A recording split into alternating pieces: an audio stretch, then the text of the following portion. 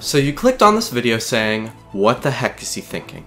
Don't worry, I'm prepared to answer that question. Let's just cut to the chase. The Starfox brand is going to be inactive for a good few years thanks to the release of 2016's Star Fox Zero. Oh great, another Nintendo property to join F-Zero. Well, there's a good reason for this. As many of you are probably aware, Star Fox Zero tanked. In 2016, the Wii U had enough of an install base to have a decent sell rate for Star Fox, but due to the game's mixed critical reception and how obnoxious Nintendo fans were acting about games being released around that time, it flopped. My friend TGX did a great job explaining this in his Star Fox Zero review, but there was a dark time for Nintendo, which he dubbed the Great Metroid Meltdown of 2015. This is a name referring to the time span where Nintendo focused on releasing budget titles to keep themselves afloat during the bleakest times for the Wii U. This led to a majority of Nintendo fans and consumers lashing out at the company for not delivering on what they wanted in a very immature way. We want a real game. Shut up. Get out. This meltdown lasted through the release of Paper Mario Color Splash at the end of 2016. So, Star Fox Zero was unfortunately doomed immediately, without question. And people like me, who were waiting for the game to come out, watched the train derail from the tracks before it got a chance to stop at a station. That's the harsh reality of the past.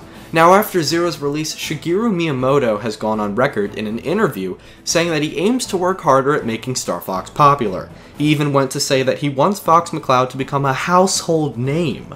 The fact that Miyamoto is still holding on to this dream means that we will very likely see the series continue, but just not for a while. He also said the same hopeful things when talking about the Pikmin franchise in this interview. Now, it's very likely that criticisms of Zero led to people not buying the game, so let's see what these complaints are. For one, people thought Zero was too similar to Star Fox 64 in terms of gameplay and story. I'm not going into any other complaints. I'm going to focus on only that one because it's so important to this editorial. Well, then Star Fox clearly needs to move on then. But what about Starfox Assault? Why wasn't that game as well received, and why didn't it sell as well as Star Fox 64? The game progressed past 64 in all aspects. Well, the best reason I can think of as to why Assault didn't sell as well is because it came out in the tail end of the GameCube's lifespan, during the hype for the Nintendo Wii. Critics were lukewarm about the gameplay, specifically the on-foot combat that was so prevalent in Assault, but not many were critical of the idea behind it. In fact, I can think of more than a few YouTubers who say they think that Assault had the right idea by expanding upon the Arwen gameplay and going on foot. Assault's ground combat lacked polish to many people, and that's where the criticisms were aimed, so we can add that to the list of needed changes. The next Star Fox game needs to move beyond the 64 formula, but also not sacrifice polished gameplay. If Nintendo takes these 2 points into consideration, that will already dodge a lot of complaints, though this is only hypothetical because this is being based on the reception of the previous game. Still, I'd say there's a good chance this sort of thinking will help. If Nintendo can avoid criticism of the next Star Fox game, then it should sell better. But as you can see, Nintendo can't just improve upon 2 points and call it a day.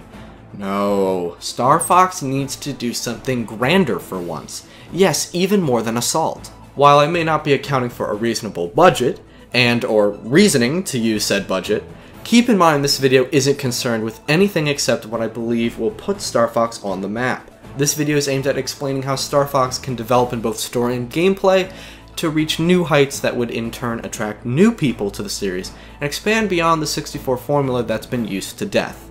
So that's the setup for Star Fox. We looked at where the series stands now and where it can improve. We know that Miyamoto is interested in continuing this series, so now let's talk about the elephant in the room. Metroid Other M. This game released in 2010 with extreme divisiveness. This was a daring entry for the Metroid franchise, and I'll touch more on why in a second.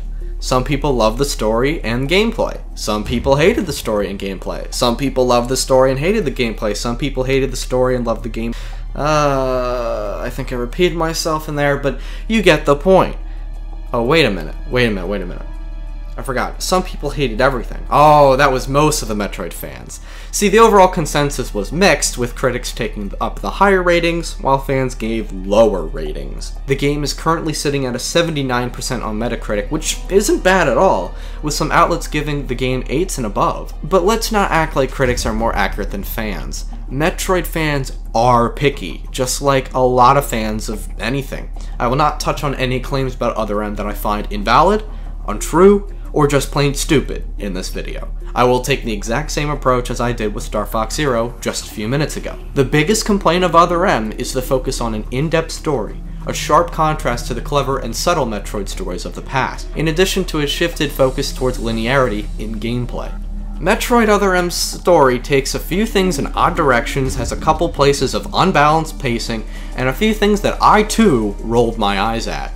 On the whole though, I thought the story was great. However, this isn't an editorial focused on defending the game's story.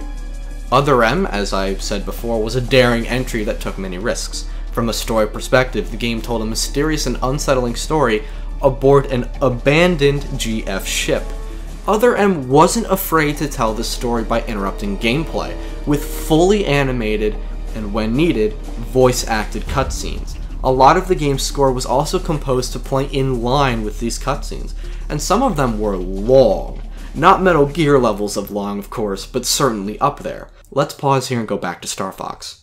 Everyone is so tired of the 64 plot, it seems, and so I challenged Nintendo to shake it up for once. Taking pages from Assault might be best, create and develop a new threat to the galaxy, reintroduce old characters, and have some big stakes scattered throughout the game. This worked incredibly well in Assault because the sense of drama increased the player's desire to press on. Once again, people, it would be great if the developers wrote a new story and took itself seriously like Assault did, but that's not what I'm considering enough to attract enough players to the Starfox brand. Say hello to Other M. Both Other M and Assault raised stakes from previous games in each respective franchise, and both did a little more when it came to cinematics and story emphasis. But again, not enough of a big change. It's not enough to attract new players, and it's not enough to surprise critics. Alright, let's get into the meat of the video, shall we? Other M's gameplay was linear to give emphasis to the plot, which should no doubt be carried over to the next Star Fox, and here's why. Starfox Zero took the middle ground between offering linearity and non-linearity, which were somewhat seen in Assault and 64 respectively.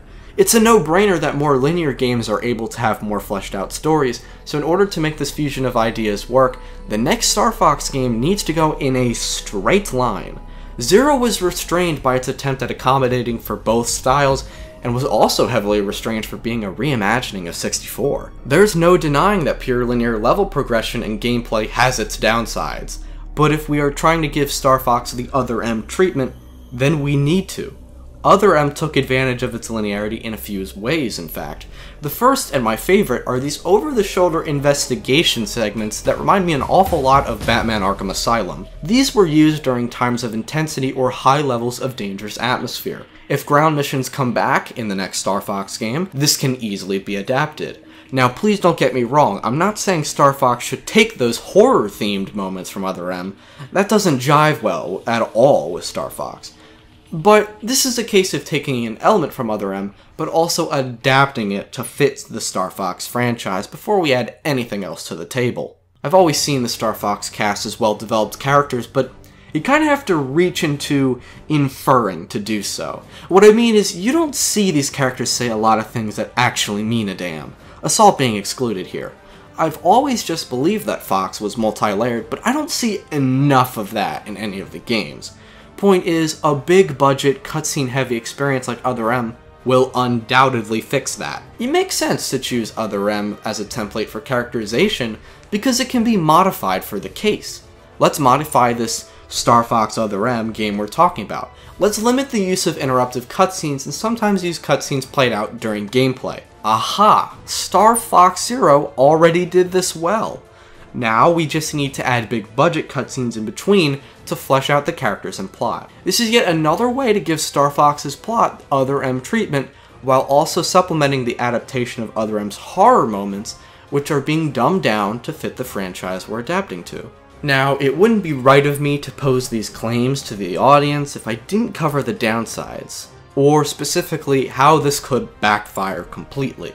If Fox McCloud monologues throughout the most of the game, I will immediately say failure. It didn't work well for most people, and I can't imagine that changing. At a basic level, ways for the Other M approach to fail would be to simply redo the same mistakes Other M made. That should have been obvious enough, but it's incredibly important that we take a look at Other M's problems. That just now was talking about the story, so let's go into how the gameplay could backfire.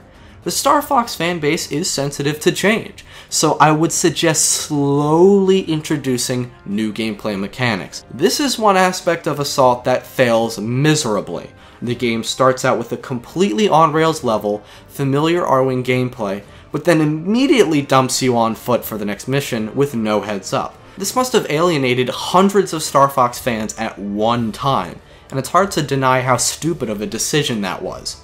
The next Starfox game better take that into consideration, whether it's the Other M-like mechanics, or if it's anything new that debuts in the game. This could be very hard to get right. It seems that there are many ways to flesh out the story and gameplay of the next Starfox game, if done right. But now we need to analyze if the Other M template will attract new players, because it sure as hell didn't work for Other M itself. Right off the bat, I can tell you that critics will be easily won over. The first sign of a game taking the next big leap for its franchise is high production values. This can include graphics, but I'm mostly referring to CG cutscenes or heavy emphasis on animation. It's eye-catching, and can often catch the eye of a critic.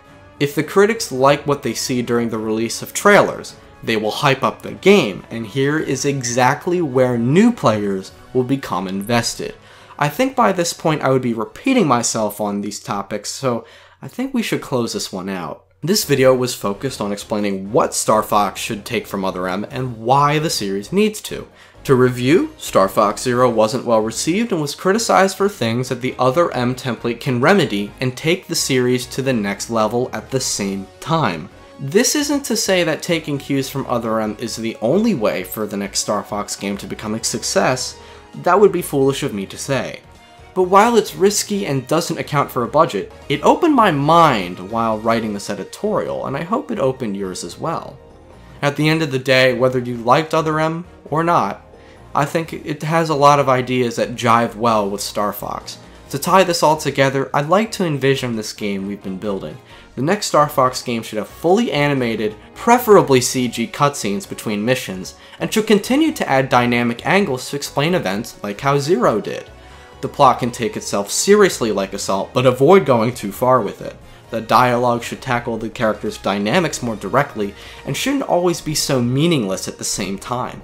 The gameplay shouldn't be as interrupted as Other M treated itself, but the developers shouldn't be afraid to do so if they avoid the pitfalls I already mentioned, especially when trying out scripted walking sections a la Other M and Arkham Asylum. I hope you enjoyed this editorial, and leave me your thoughts below if you think this would be an interesting risk for Nintendo to take. I'm not expecting anyone to agree with me, but I hope you found my perspective to be a different one. Thank you, and please feel free to check out the other videos on screen. Take care, everyone.